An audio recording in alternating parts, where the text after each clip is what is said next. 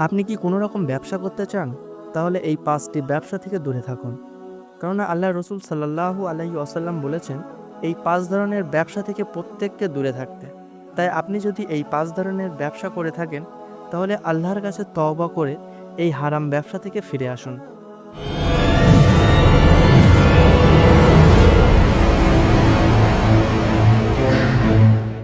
আসসালামু আলাইকুম ওয়া রাহমাতুল্লাহি ওয়া বারাকাতুহু।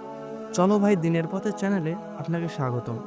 শরিয়াত অনুযায়ী যে সমস্ত ব্যবসা বা পেশাকে ইসলাম হারাম বা নাজায়েজ হিসেবে গণ্য করেছেন, সেই সমস্ত হারাম ব্যবসাকে একটা মুসলিমের পক্ষে করা উচিত নয়।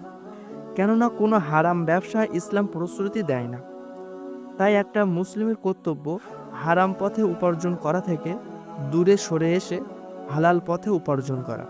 নাম্বার ১, মদ বা মাদকের ব্যবসা। মদ, মাদকদ্রব্য বা অন্যান্য নেশাজাতীয় দ্রব্যর ব্যবসা করা ইসলামী দৃষ্টিকোণ থেকে হারাম। তাই আপনি যদি মদ বা মাদকের ব্যবসা করে থাকেন, এর জন্য আল্লাহ তাআলার কাছে আপনাকে হিসাব নিকাশ করতে হবে। নাম্বার ২, সুদের ব্যবসা। সুদ খাওয়া বা সুদের ভিত্তিতে লেনদেন করা ইসলামিক শরিয়ত অনুযায়ী নিষেধ, কারণ সুদের ব্যবসা করা হারাম। আপনি যদি এই সুদের ব্যবসা করে থাকেন, তাহলে আল্লাহ তাআলা আপনার কাছে এর জন্য হিসাব নেবেন। নাম্বার ৩, জুয়া বা গ্যাম্বলিং। জুয়া খেলা বা গ্যাম্বলিংয়ের ব্যবসা হারাম। এই অনিশ্চয়তার ভিত্তিতে টাকা উপার্জন করা ইসলামের নিষেধ। তাই আপনি যদি এই কাজে লিপ্ত থাকেন, তার জন্য আল্লাহর কাছে আপনার হিসাব দিতে হবে।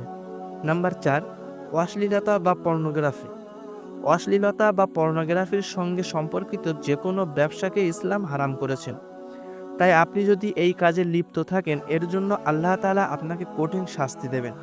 নাম্বার ৫, পশু হত্যার মাধ্যমে অবৈধ পণ্য উৎপাদন, যেমন মাংসর ব্যবসা।